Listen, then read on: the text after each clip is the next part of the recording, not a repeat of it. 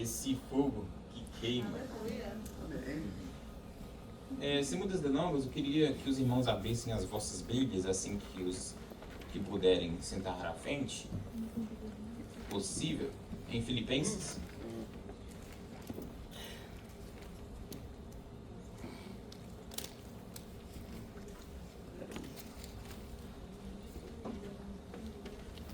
Filipenses.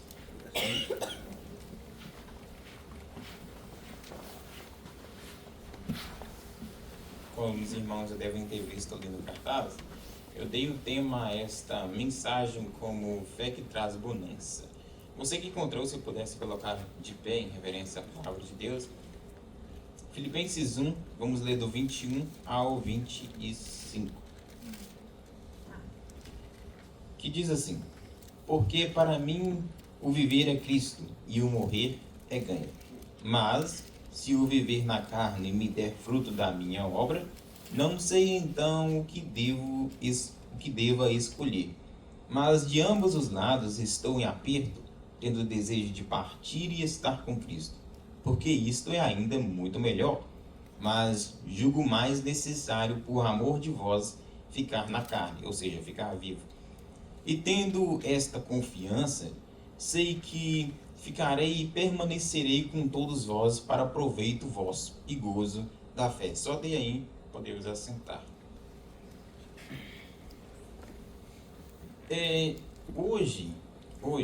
Hoje em dia, nós sabemos que para viver nesse mundo é realmente preciso ter fé. E eu tenho certeza também que esse é o porquê muitos de vocês vieram aqui, para descobrir um pouco mais sobre fé. E tudo que tem acontecido hoje em dia não é nada além do que a Bíblia relata para nós que iria acontecer. Por exemplo, por que eu digo isso? A Bíblia relata em Mateus 24:12 que haveria aumento da maldade e o amor iria se esfriar. A Bíblia também diz que haveria guerras e rumores de guerras em Mateus 24:6. E ela também fala que haveria falsos mestres e falsos cristos em Mateus 24:11. Agora, para você não dizer que eu estou citando textos só de Mateus, ela diz em 1 Timóteo 4:1 que haveria apostasia, ou seja, gente que estaria se afastando da fé. E também ela diz que o conhecimento aumentaria. Então a tendência do conhecimento é aumentar. Isso ela diz em Daniel 12:4. E hoje a tecnologia ela cresce todo mês e o conhecimento está mundialmente acelerado. Eu tenho certeza para você que é mais velho, na sua época, não dizendo aqui que você é bem mais velho assim, né? Na sua época você não tinha tanto acesso assim ao conhecimento como nós temos hoje. Hoje nós temos o acesso ao conhecimento em nossas mãos assim de uma forma mais rápida para adquirirmos esse conhecimento. Mas é claro que todas essas coisas que eu citei são coisas realmente tristes, porque tem muito mais pessoas confiando nessas coisas do mundo do que na sua fé. E esse é o problema. Mas para você que está aqui hoje, para você que ainda tem fé, eu tenho para dizer que o arrebatamento da igreja está perto. Eu tenho para dizer que a ida da igreja está perto. Tenho para dizer que Cristo está voltando. Tenho para dizer que isso vai ser tão rápido como um ladrão invadindo a casa. E isso está bem perto. Agora eu quero falar um pouco sobre essa epístola. E entre os anos 60 e 62 depois de Cristo, o apóstolo Paulo estava preso em Roma. Grave isso, você vai precisar. Ele estava preso em Roma. E Paulo ele estava aguardando ali o seu julgamento, que poderia resultar na morte dele ou poderia resultar nele continuar vivendo. Mas Paulo já estava de boa, porque ele já deixa escrito: mas julgo mais necessário por amor de vós ficar na carne, ou ficar vivo. E nesse período difícil da vida de Paulo, ele tem uma visita, e essa pessoa se chama Epafrodito. Esse nome é um pouquinho difícil, eu sei. Epafrodito era um líder da igreja cristã de Filipos. Ele veio para trazer uma oferta para Paulo da igreja e daquela comunidade, para mostrar o apoio que eles tinham pelo apóstolo, para mostrar o amor que eles tinham pelo apóstolo Paulo. Porque Paulo já tinha ido para Filipos antes. Agora que Paulo estava preso, Epafrodito trouxe ali uma oferta. E no caminho para Roma, quando Epafrodito vai visitar a Paulo, ele fica doente. E Epafrodito, mesmo doente, ele permanece do lado de Paulo, servindo Paulo. E aí, então, quando a saúde de Epafrodito melhora, Paulo decide enviar ele de novo à sua cidade, que é Filipos, levando consigo uma carta de agradecimento que se tornaria conhecida como essa carta que nós acabamos de ler, de Filipenses. E é assim que nasce esta carta. E agora, essa carta nasceu, em primeiro lugar, como um agradecimento pela oferta. No entanto, Paulo, que não é besta nem nada, ele vai além da gratidão, ele vai além querendo expressar além da sua gratidão para aquele povo. Ele aproveita essa oportunidade para encorajar os crentes filipenses, fortalecer eles na fé, lembrar da importância da humildade, da unidade da igreja, da alegria em Cristo. E um detalhe marcante é que, em meio à prisão e à incerteza da vida dele, essa carta ela é considerada a carta mais alegre que Paulo escreveu. Agora, irmão, pense naquele povo que... Vamos citar aqui o gelo. Traduz esse nome para inglês, que é assim que nós citamos na escola. Sabe, estamos o gelo tá pegando essas pessoas e levando elas presas. E essas pessoas ali presas pensam, eles vão estar felizes ou eles vão estar tristes? Provavelmente eles vão estar tristes. Mas Paulo não, Paulo estava preso e ele estava alegre. Que alegria é essa? Você vai descobrir isso hoje. Essa palavra alegria se repete 16 vezes nesse livro de Filipenses. E isso mostra o motivo dessa carta ser a mais alegre dele. E Paulo mostra para nós que mesmo diante dessas circunstâncias difíceis, ele vivia uma fé que era realmente cheia de esperança. Permite-me beber uma água.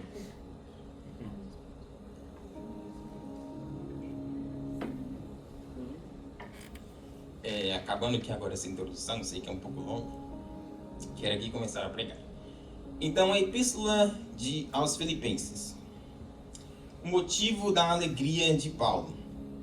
No grego, a palavra alegria é charra e tem como significado em nosso português regozijo ou júbilo.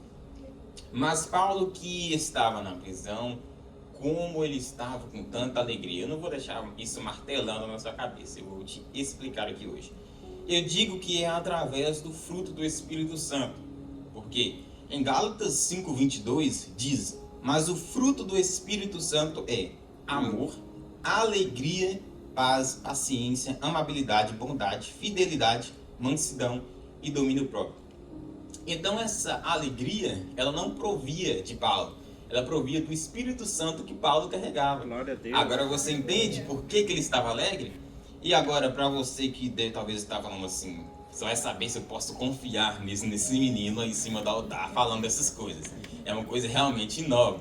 Tá, eu quero que você me explique então os 4 pontos que eu deixei aqui para você. E nós temos que concordar que esse fruto, ele permite nos estar felizes em meio às provações, porque ele permite nos dar a alegria. Então, me explique esses pontos, talvez se você não concorda comigo. Você lembra de Paulo e Silas, quando eles foram presos e espancados? Eles cantaram louvores na prisão, isso está na Bíblia, em Atos 16:25. Agora me diga, que alegria é essa que fez eles cantarem louvores? Eu não paro aí. E os apóstolos, após eles serem perseguidos, eles se alegraram por ser considerados dignos de sofrer. Você vai se alegrar por ser considerado digno de sofrer, irmão? Agora me diga, de onde vinha essa alegria? Está na Bíblia, irmão, Atos 5:41. Agora, depois da perseguição em Antioquia, Paulo e Barnabé, eles foram expulsos. E ainda assim, diz o texto, os discípulos estavam cheios de alegria e do Espírito Santo. O próprio texto diz. Atos 13:50 ao 52. Agora, de onde vinha esta alegria? A igreja de Tessalônica, 1 Tessalonicenses 1:6. Receberam a palavra em muita tribulação, com a alegria do Espírito Santo. Mais uma vez o texto diz, com a alegria do Espírito Santo. Então, essa alegria vem do Espírito Santo, vem do fruto do Espírito Santo. Essa é a razão por que Paulo estava feliz e alegre dentro de uma prisão. Agora você deve estar se perguntando, mas o que tem a ver a alegria com a pregação do menino? A pregação do menino é sobre a fé, tá? Temos que concordar, para chegar ao ponto que eu quero que nós cheguemos, é que o Espírito Santo é Deus, Jesus é Deus, o Pai é Deus. E a minha Bíblia diz, repito, a minha Bíblia diz, sem fé é impossível agradar a Deus, Hebreus 11:6. Então, se é impossível agradar a Deus, é impossível agradar ao Espírito Santo, porque Ele é Deus. Agora me diga, como nós vamos agradar ao Espírito Santo se nós não temos fé, se nós não cremos? Então, tudo começa pela fé. Você agrada ao Espírito Santo, que aí você vai ter o fruto dele. Então, isso aqui é bonança. Essa parte de alegria, o fruto do Espírito Santo, é como uma bênção por você ter fé. Então, isso é um primeiro ponto que eu queria aplicar aqui na sua vida. Agora, a alegria de ver a fé dos irmãos em ação. Paulo, o autor, ele realizou ali suas 4 viagens missionárias. E na segunda viagem missionária dele, ele visitou ali Filipos. E Paulo ali funda então a primeira igreja de Filipos. Agora você percebe porque o povo de Filipos gostava dele, né? Porque ele fundou a primeira igreja de Filipos. E agora relembrando, essa carta aqui, ela foi escrita muito tempo depois, quando ele estava preso em Roma. Agora, preso em Roma, ele se alegra ao ver a fé dos filipenses se mantendo firme e mesmo à distância, a relação entre Paulo e a igreja de Filipos era muito boa. A relação dele era muito amorosa, era muito próxima com aquela igreja. Tanto que a igreja ajudou ele financeiramente depois. Em Filipenses 4, 14 ao 18 você pode ver isso. Paulo, que não é besta, que é muito inteligente, então ele aproveita a ocasião para dar uns conselhos para aquele povo. Ele encoraja eles a desenvolverem uma fé que não precisa de ajuda de ninguém. Ele encoraja eles a desenvolverem uma fé que não precisa encostar em algo. E ele lembra a eles que não terão as suas próprias vidas espirituais por suas próprias forças, porque Deus vai aperfeiçoando, porque Deus aperfeiçoa aquele em que Ele coloca as mãos. Então, se Ele colocou as mãos em você, pode ter certeza que Ele vai te aperfeiçoar. Aleluia. E eu posso dizer isso porque eu fui e estou sendo aperfeiçoado por Deus. Não pense que eu estou aqui porque eu sou alguém, porque realmente é porque é a mão dele. E eu sei que o que Ele tem para mim é mais extraordinário do que eu penso. E sabe por que eu penso isso? Por causa da fé que me carrega. Agora, a alegria de cumprir o propósito de Deus, mesmo em dificuldades. Paulo, ele passou por várias dificuldades, e ser preso foi uma delas. Mas Paulo, em nenhum momento, ele se desvia do caminho do Senhor. Olha que incrível isso, ele passou por várias dificuldades, em nenhum momento ele se desvia. Mas nós, quando nós aceitamos a Cristo, como nós começamos a correr essa carreira de ser um cristão, o primeiro vento que vem nós deitamos.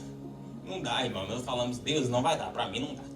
Não vai dar, porque isso aqui que eu estou passando, ninguém passa. Ninguém passa isso que eu estou passando. Agora, permita-me comparar você com Paulo, porque é assim que eu faço. Você passou um pouquinho do que Paulo passou? Paulo passou pouca coisa, irmão. Deixa eu citar aqui para vocês. Paulo passou por prisões, como em Filipos e agora em Roma. Peraí, Filipos? Filipos. Ele passou por uma prisão em Filipos quando ele foi lá pela primeira vez. Aquele povo que agora ama ele, deixou ele preso. Sim, isso mesmo. Ele passou por uma prisão em Filipos, agora em Roma. Ele também passou por açoites, perseguições, fome, frio, traições, fadigas, viagens longas, ameaças de morte. Nem é ameaça normal, é de morte, tá? A espinha na carne, que era um sofrimento contínuo, não tinha como se tirar. Agora me diga, irmão, nós temos pelo menos um espinho na carne que não tem como tirar? Não, irmão. Então se compare com Paulo. Qual o motivo que nós temos para parar de correr essa corrida? Não temos nenhum motivo. Com isso, Paulo ensina eu e você para usar essas circunstâncias difíceis para aumentar o nosso crescimento espiritual, porque é assim que Paulo fazia. É assim que ele realmente corria essa corrida. E ele buscava o regozijo dele, o descanso dele no Senhor. Repare que ele nem estava preocupado entre morrer ou viver enquanto ele estava preso. Para ele, se ele fosse embora, estava bom demais, mas se ele ficasse também estava bom. Para ele e para os irmãos que ali estavam. Mas o descanso dele estava realmente em Deus, porque ele sabia que a partir do momento que ele morresse e fosse estar com Cristo, ali não haveria mais sofrimento. Ele não precisaria passar por muitas coisas. E ele navegou, ele naufragou e ainda teve que nadar. Nós não fizemos nada disso, nós estamos andando de navio. Irmão, por favor. Agora, Paulo tinha essa alegria em cumprir o propósito, porque ele sabia quem o chamou.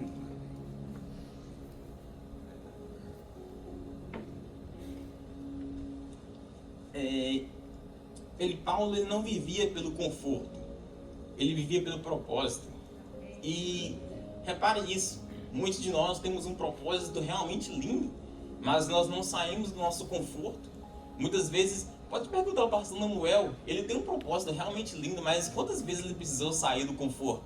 Até hoje, para se levantar da sua cama, ele teve que sair do seu conforto para viver o propósito que Deus tem na vida dele. Então, nós temos realmente que largar do conforto para viver o propósito.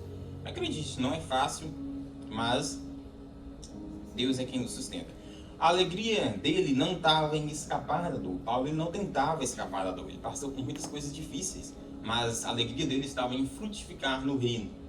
E o que fazemos quando nós passamos por dificuldades?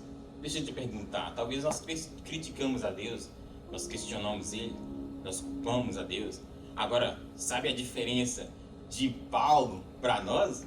É que Paulo, ele orava e cantava, e nós criticamos a Deus. Essa é a diferença. E em um livro de um pastor, ele mora até aqui perto, ele relata algo que é realmente interessante. Ele diz: o teu foco te define no futuro. O teu foco te define no futuro. Mas aí, infelizmente, muitas pessoas estão focadas só na dor. E o melhor caminho de identificar uma pessoa que foi curada é quando você toca na ferida dela e ela não tem mais aquela reação de vítima, oferecendo lágrimas, oferecendo choro, porque a cura ela não estanca a ferida, ela cura a ferida.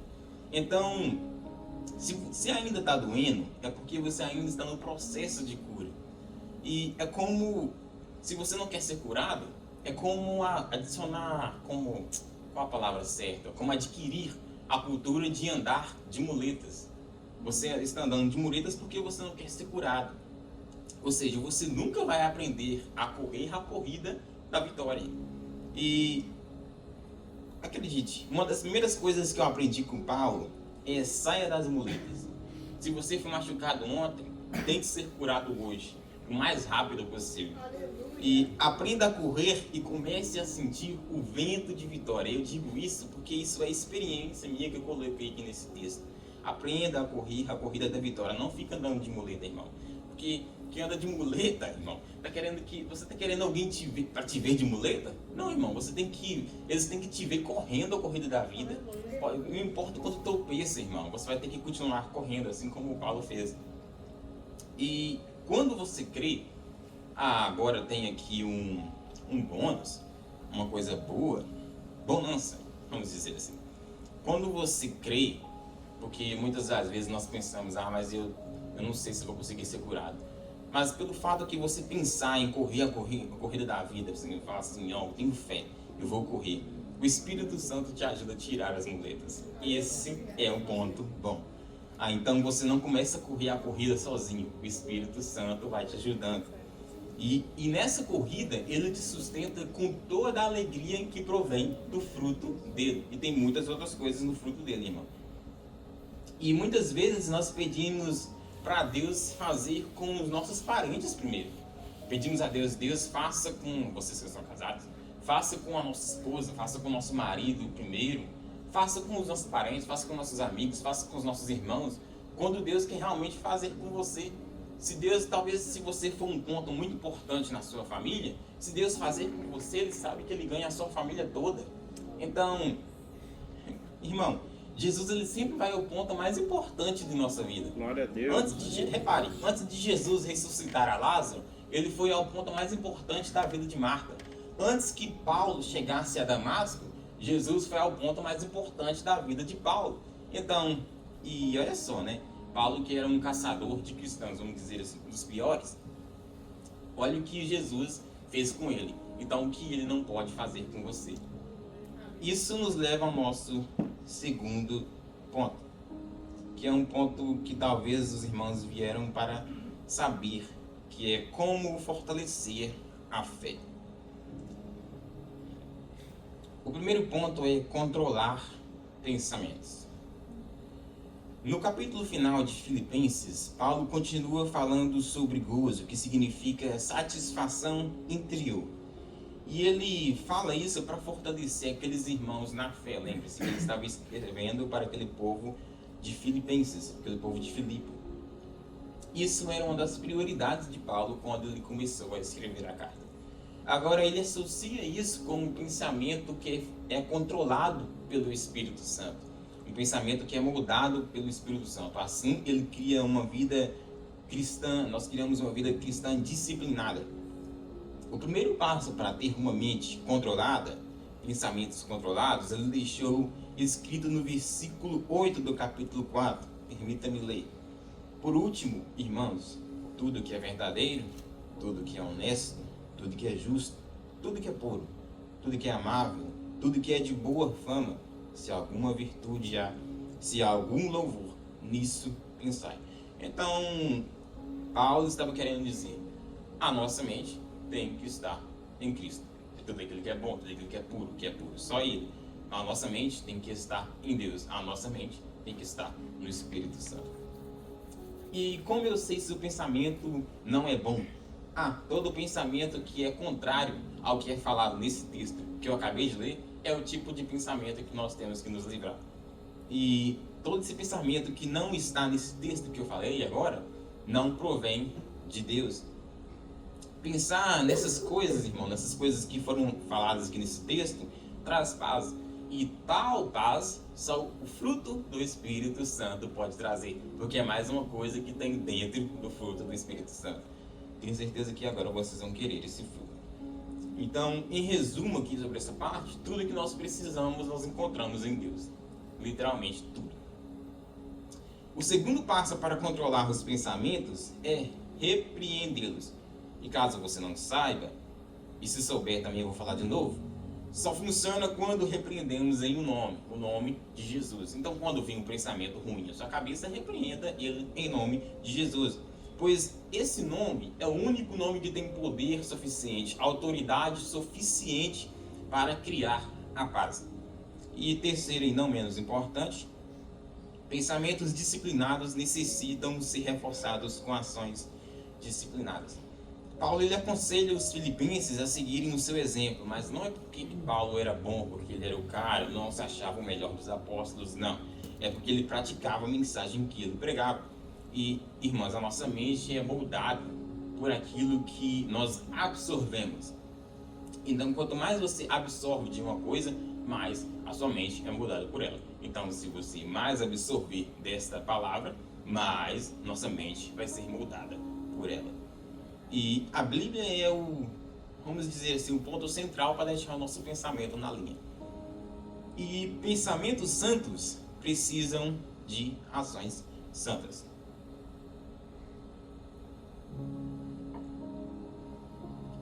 Paulo diz, o que aprendestes, recebestes e ouvistes de mim, isso praticai. Ou seja, mente cristã, vida cristã. E a chave é uma mente alinhada com Deus só se confirma quando se manifesta em atitudes. Uma mente cristã não é apenas sobre o que nós pensamos, é sobre como e o que nós vivemos. Paulo nos mostra que aquilo que nós absorvemos da palavra de Deus, dos exemplos das pessoas que estão aqui, deve se refletir nas nossas ações. Caso contrário, não estaria na Bíblia as ações boas que eles fizeram. E permita-me dizer, se você pensa certo, vem dessa frase, pensar certo sem agir certo, é como ter as boas sementes, mas nunca plantá-las. Repare que quando nós temos as boas sementes e não colocamos elas em práticas, é como que você não tivesse as boas sementes. Eu olhando para você vou pensar assim, não, esse cara aqui, entende? Não está fazendo uma prática cristã, não tem uma mente realmente controlada, uma mente realmente que tem as boas sementes. E essas sementes, se elas não forem plantadas, elas não produzem o fruto. E não adianta termos os pensamentos santos se as nossas ações não são santas. Porque a única forma de ouvir que os seus pensamentos são santos é se as suas ações são santas. E quanto mais fé nós temos, mais vamos fazer com que os nossos pensamentos e nossas ações sejam santas. E James Hudson disse uma vez: a fé que não se manifesta em ação não é fé verdadeira. Isso é verdade, porque a minha Bíblia diz que a fé sem obras é morta. Então, se você crê em Cristo, se você tem a convicção disso, se você tem, e porque é isso que é fé, convicção, certeza. Se você for pensar que fé é outra coisa, irmão, não é. Tudo que nós precisamos para fortalecer a nossa fé está em Cristo, está na palavra. E como eu estava falando, se você crê em Cristo, se você tem convicção disso, isso ajuda nós a sua fé se manifestar em ação, porque você vai ajudar os necessitados, você vai contribuir, você vai ofertar de todo o coração. Isso é uma amostra que você tem fé. E eu poderia falar aqui a noite toda sobre fé, a noite toda não, porque vocês não iriam me escutar a noite toda. Mas eu poderia falar aqui por um bom tempo sobre fé e vocês não iriam entender, porque vocês precisam viver isso que eu estou falando. Então, tente viver isso. Isso nos leva ao nosso terceiro ponto. Hebreus 11, 1. Vai dizer: ora, a fé é a certeza de coisas que se esperam, a convicção de fatos que não se veem. Então acredite, você não precisa ver para crer, você precisa crer para ver. Pois se o pastor Nemuel não cresce que nós teríamos a van, nós não teríamos a van. Da mesma forma, se nós não crermos que não vamos ter o tempo, nós não vamos ter o tempo. E eu já criei, e o pastor Nemuel falou que nós já temos as chaves espirituais. Então, nós já temos as chaves. E o ano que vem nós estamos no nosso novo tempo. E talvez tem dias que o seu peito aperta. Eu falo isso porque já aconteceu comigo. E talvez você diz que não tenha fé. Talvez você fala para Deus: Deus, eu não sei se eu tenho fé. Eu realmente não sei. E eu quero que você pense agora em um momento que você falou. Se você preferir fechar os seus olhos, você pode fechar. Mas eu quero que você pense agora em um momento que você falou: Deus, eu creio que vai acontecer. Eu realmente creio que vai acontecer e que realmente aconteceu. Pense nesse momento.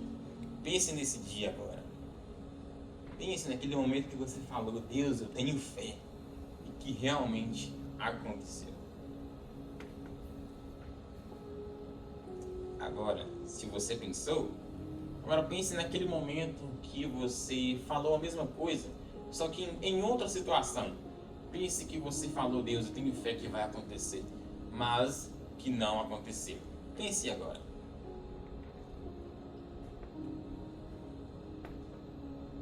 Pensou? Eu creio que esse é mais fácil de encontrar do que o outro, né? Porque se eu te disser que eu tenho uma resposta para isso, é porque tem dias, irmão, que a nossa fé, ela tá desse tamanho, talvez até maior do que o espaço aqui desse tempo. Talvez se você falasse para essa água se borbulhar, ela borbulharia. E talvez tem dias também que a gente pensa e fala: Deus, eu tenho fé que vai acontecer, e não acontece. Por quê? Porque também vai ter dias que a sua fé vai estar que nem um caroço de arroz, mas não inteiro, quebrado, mais pequeno ainda. E isso vai depender do quão perto nós estamos de Deus. Sabe aquele dia que a sua fé está grande, sua fé está forte, aquele dia que você fala que vai acontecer, que aconteceu, é porque você estava perto de Deus. Agora, quando você está longe de Deus e isso não acontece, é porque é sinal que você realmente está longe de Deus. E quando nós consagramos a nossa vida, quando nós buscamos a Deus, nossa vida e tudo que nós pensamos, tem vezes até que nós pensamos as coisas e, nossa, realmente aconteceu. Uau! Aí você vira aquele cara, né? Você pensa assim, nossa, minha fé hoje tá que tá. Se um cara aparecer na minha frente, ela vai ficar cheio de Deus. A gente pensa desse jeito. Mas tem dias também que quando nós não consagramos nossa vida, o medo e o tremor, eles nos dominam diante das situações. E porque nós vamos ficar com tanto medo até de declarar o nome de Jesus. Porque nós vamos estar pensando assim, nossa, minha fé está muito baixa. Eu não tenho coragem para falar o nome de Jesus. Não tenho coragem, eu não teria essa audácia. E certa feita eu passei tanto tempo sem orar, mas tanto tempo, esse é o primeiro testemunho que eu conto aqui hoje. Tanto tempo sem orar que quando eu fui orar, quando eu dobrei os meus joelhos, eu não tinha, vamos dizer assim, eu não pensava que Deus iria ouvir a minha oração. Não pensava que Ele iria falar comigo, mas não, ouvir. Não pensava que Ele iria ouvir por tanto tempo que eu fiquei sem orar. E eu pensava, Deus deu o seu filho por mim. O mínimo que nós deveríamos fazer, o mínimo, é tirar pelo menos um pouco do nosso tempo para conversar com Ele. Agora repare, por exemplo, há uns 1500 anos atrás, quase perto da época de Jesus, imagine um homem qualquer que teria visto Jesus ali na cruz. E pelos boatos que os povos estavam falando, imagine ele pensando assim, nossa, esse Deus realmente deu o filho dele por mim? Mas eu acho que eu tenho que passar a saber que Deus é esse, porque Ele deu o seu próprio filho por mim? Quem faria isso? Agora, essa mesma pessoa, ela vai lá começar a buscar a Deus, então ela começa a buscar, nossa, agora eu conheço a Deus, esse Deus é realmente sensacional, então ela começa a pegar a palavra e aquela coisa toda. Agora, pense em nós, que já conhecemos a Deus, já sabemos que Ele deu o seu filho por nós, mas que nós não tiramos nenhum tempo com Ele. Agora pense, quem é pior, aquele homem lá atrás ou nós aqui hoje? Quem é pior, aquele cara que não conhecia o seu Deus ou você que conhece que não ora? Irmão, quem é pior? Eu creio que somos nós. E para resolver isso, e como eu resolvi isso, eu tirei pelo menos 30 minutos do seu tempo. Estou falando aqui do seu tempo, porque talvez você não tenha tempo a gente se faz, nunca vamos ter. Talvez você pode tirar do seu dia, da sua semana, do seu mês, só não demore muito, porque Jesus está voltando. E nessa oração que você for fazer, faça a sua oração mais sincera. Não precisa fazer aquelas orações dos gideões, daqueles povos que fazem aquelas orações tremendas, não. Faça a sua oração mais sincera. Fala para Deus, Deus, eu quero aqui ser sincero com o Senhor hoje. Joga as cartas na mesa diante de Deus. Mas no final eu vou falar para você o resultado disso.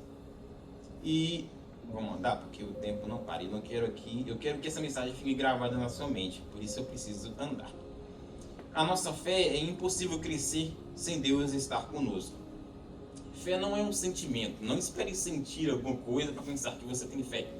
Fé é obediência, vamos dizer assim. E por que eu digo isso? Abraão, ele é considerado o pai o quê, irmãos? Da fé. Isso. E por que isso? Quando Abraão estava prestes a sacrificar o seu filho, porque Deus falou para ele sacrificar o seu filho, eles estavam numa caminhada durante 3 dias. Imagine, o que será que passava na mente de Abraão? Será que ele estava sentindo alguma coisa? Eu acho que eu sei o que ele estava sentindo. Medo. Ele estava sentindo muito medo. Provavelmente ele estava sentindo medo porque, pense, você indo sacrificar o seu filho. Claro, porque Deus te mandou, então você acha que é a coisa certa a fazer. Está amarrado, mas você não vai sacrificar seu filho. E então, você pensando nisso, pense se você não vai ficar com medo ou não. Claro que você vai ter medo, irmão. Quem é que vai fazer uma coisa dessa assim por livre e espontânea vontade? No entanto, Abraão, que é incrível, ele obedeceu. E por isso que ele é considerado o pai da fé. Então, fé não é sentir alguma coisa ali, fé é obedecer. Isso é fé.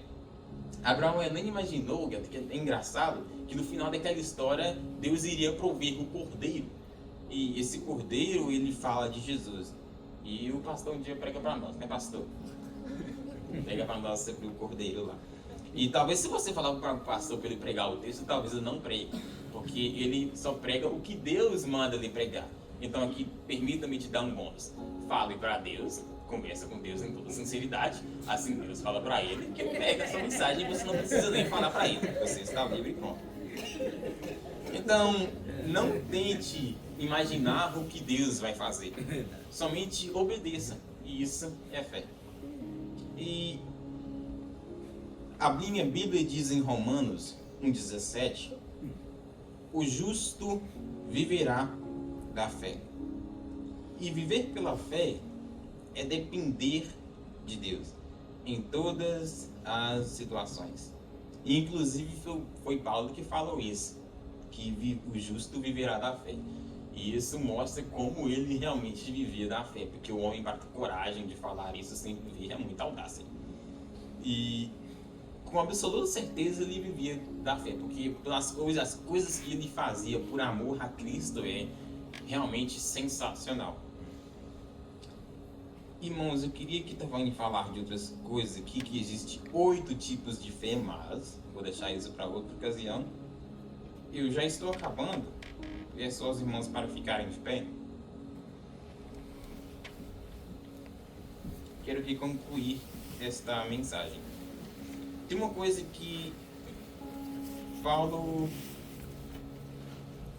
que me chama a atenção em Paulo, é que ele era sincero. Lembra que eu tinha falado para vocês sobre sinceridade nas orações? É o que me chama a atenção em Paulo. Ele era realmente muito sincero. Paulo, ele vivia tudo isso que ele falava nas suas epístolas, nas suas cartas. Ele vivia tudo isso. E ele falava isso com toda sinceridade para você, porque ele tinha passado por experiências que ele não queria que você passasse.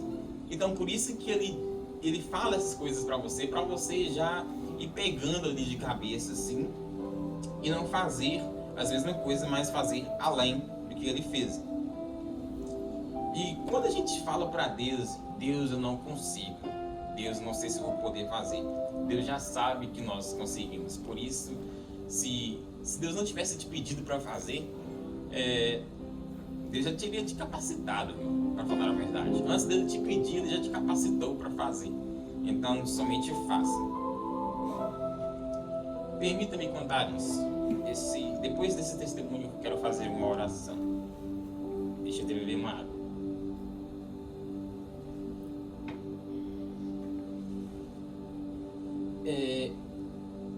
Fomos ao monte há uns meses atrás, quando ainda estava quente. A última vez que eu fui ao monte, já quero convidar a você ao monte no ano que vem, quando estiver quente. Realmente é uma experiência muito incrível que eu tive. E nem sei se eu vou ter outra. Vou ter uma além, em nome de Jesus. Eu indo ao monte, era cerca de umas 10, 11 da noite. Nós queríamos orar de noite. Então, por isso que nós fomos àquela hora. Fomos uma quantidade bem reduzida de pessoas. Vamos dizer, não quero dizer aqui a quantidade, para vocês não buscarem querer ir só com aquela mesma quantidade. Então, subindo aquele monte, eu estava sem expectativa nenhuma. Não vou mentir aqui para vocês, ainda mais em cima do altar, uma coisa que não pode. Então, eu estava sem expectativa e subindo aquele monte, eu falei, Deus, eu já estou sentindo sono. E eu não sei se vai acontecer alguma coisa aqui hoje não. E eu subindo e falando assim, eu poderia estar dormindo.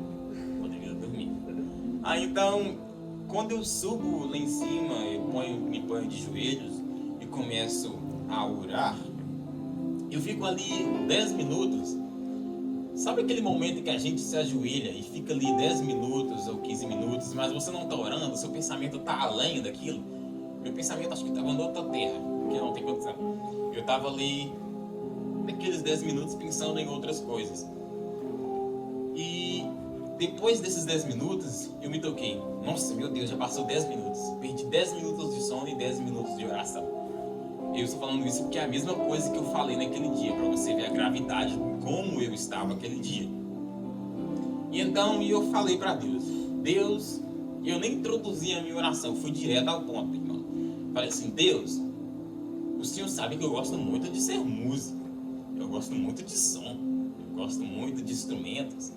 Eu já toco 2, mas vou tocar muito mais, porque eu quero aprender de tudo. E eu falei isso para Deus. Aí eu falei assim, mas Deus, se o Senhor quer que eu pregue, aí por que você está se perguntando por que você disse isso? É porque chegou muita gente até mim falando que eu iria pregar e tal, essa coisa toda, eu precisava buscar direto na fonte. Então eu falei para Deus, Deus, se o Senhor quer que eu pregue, me dê pelo menos o dom de sabedoria. Eu falei, joguei alto, irmão. Joguei alto. Eu sabia que o pastor Leão já pregou aqui. Ele é o Deus que segura o oceano na palma da sua mão. Eu vou pedir pouco, irmão. É Deus. Literalmente, ele está pedindo por Deus que tudo pode, Deus que tudo fez. Eu vou pedir pouco. Olha o tamanho de mim para Deus. Se ele segura o oceano na palma da sua mão, o que sou eu para ele? O que é ele dar um dom para mim? Então eu falei para Deus, pelo menos me deu o dom de sabedoria. Eu fiquei orando ali por uns 10 minutos só falando isso. 10 minutos não, 2 minutos, perdão. Porque 10 minutos eu fiquei só pensando em outras coisas. Nos outros 2 minutos eu fiquei orando isso. Aí, nesse que eu acabei e parei de orar isso, eu fiquei ali pensando. E chegou uma pessoa, a outra pessoa que estava conosco na oração. E ela chega e toca as minhas costas. E diz assim, enquanto você pregar, eu te dou a sabedoria. Falou desse jeito. Irmão, meu cabelo da cabeça arrupiou tanto que eu pensei que eu tinha ficado careca. Porque era realmente sobrenatural. Mas, irmão, eu me senti tão miserável. Por que eu digo isso? Eu fiquei 10 minutos pensando em outra coisa. Depois eu vou 2 minutos orar com Deus, falando para Deus, sendo direto ao ponto.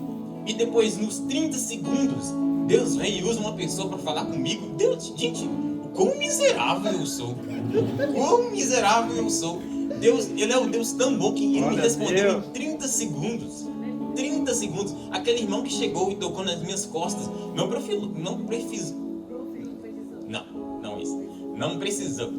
precisou falar assim diz o Senhor. Eu sabia que era de Deus, irmão. E eu realmente sabia que era de Deus. Estava ali, meu Deus. Depois daquele momento, nós ficamos ali cerca de 40, 50 minutos. Eu não tive coragem para pedir nada para Deus. A minha oração acabou ali. Eu fui sincero com Deus. Lembra que eu tinha falado para vocês? Joguem as cartas na mesa. Chega de fazer esse lenga-lenga com Deus. Só seja sincero com Ele. Tantas promessas que nós fazemos e não cumprimos, Deus só quer que você seja sincero. Deus não quer que você faça mais uma promessa para não cumprir. Deus só quer que você seja sincero com Ele. Tudo que Ele quer para esses dias. Seja sincero. Agora você deve estar pensando que eu recebi o dom de sabedoria. Não é bem assim. Permita-me te explicar. Deus chegou em mim. Se você estiver prestando atenção, você pegou essa parte. Deus chegou em mim, não. O irmão chegou em mim. E falou assim, enquanto você pregar, eu te dou a sabedoria. Enquanto eu pregar. E ele não falou assim, eu te dou o dom de sabedoria. Ele falou, enquanto você pregar, eu te dou a sabedoria. Enquanto eu estiver fazendo a vontade dele, ele me dá sabedoria. Olha que Deus é esse. Irmão, quando eu estava orando, Deus sabia que eu não iria usar o dom de sabedoria só para pregar. Você vai ter um dom de sabedoria e você vai usar ele só para pregar? É como fala o Tiago, usar para os vossos próprios deleites. Para isso que nós queremos dons hoje, usar para os nossos próprios deleites. Eu falo isso para me envergonhar aqui mesmo, porque realmente é isso mesmo. E talvez essa é a razão que nós não temos recebido os dons hoje. Por isso que Deus conhecia o meu coração. Eu poderia ter ali sido 98% sincero com Deus, mas Deus sabia daquele 2% que eu não estava sendo sincero. Ele sabia disso. Ele é o Deus que me conhece desde o ventre. Ele é o Deus que fez a minha mãe, os meus pais e os meus antecessores. Então, por isso que não adianta. Você pode estar sendo 99% sincero com Deus, mas aquele 1% Ele sabe. Não adianta. Ele sabe. Eu tentei ali, como vamos dizer assim, burlar o próprio Deus. O Deus que me deu a sabedoria. O Deus que sabe de todas as coisas. Então, não adianta. E eu falo isso para você saber que eu pregando aqui não tem nada a ver comigo. Não é porque eu estudei, não é porque não é porque eu sou cristão há muito tempo, pois eu sou há 3 anos, talvez você é cristão há mais tempo do que eu. E é simplesmente isso, irmão. Não pense que eu sou alguma coisa, não pense que eu sou alguém, não pense que eu estou aqui porque eu mereço, é porque é somente pela misericórdia de Deus. Que enquanto ele fez isso para eu fazer a vontade dele. Agora, para tudo que eu faço na minha vida, eu começo a pregar para mim mesmo. Porque ele me disse que enquanto eu pregar, ele me dá sabedoria. Então, tudo que eu vou fazer, eu começo a pregar. Tem que usar o seu favor, irmão. Tem que ser assim. E quero aqui agora fazer uma oração. Você pode levantar a sua mão ou ficar do jeito que vocês quiserem. Deus, veja aqui os meus irmãos. Pai, essa palavra foi pregada. Que o Senhor possa encher, Pai, eles de toda graça, Pai. Possa encher eles, Pai, de toda a tua sabedoria, Pai, dos céus, Pai. Dê conhecimento aos meus irmãos, Pai. Pai, aumenta a fé deles, ó Pai. E quando só deles pensarem, se for conforme a tua vontade, que aconteça, Senhor. Senhor, que o Senhor possa guardar essas palavras nos corações deles, que eles não possam esquecer, ó Deus. Que eles possam pelo menos lembrar, Pai, que tudo que o Senhor quer para esse tempo é sinceridade, ó Pai. Que eles possam ainda essa semana fazer a oração mais sincera que eles já fizeram. Pai, eis aqui, Pai, cada um deles. A tua palavra foi pregada, que se cumpra mais e mais sobre a vida dos meus irmãos. Faça, Pai, na vida deles além do que o Senhor tem feito na minha vida. Eu lhe peço e lhe agradeço. Em nome de Jesus. Amém.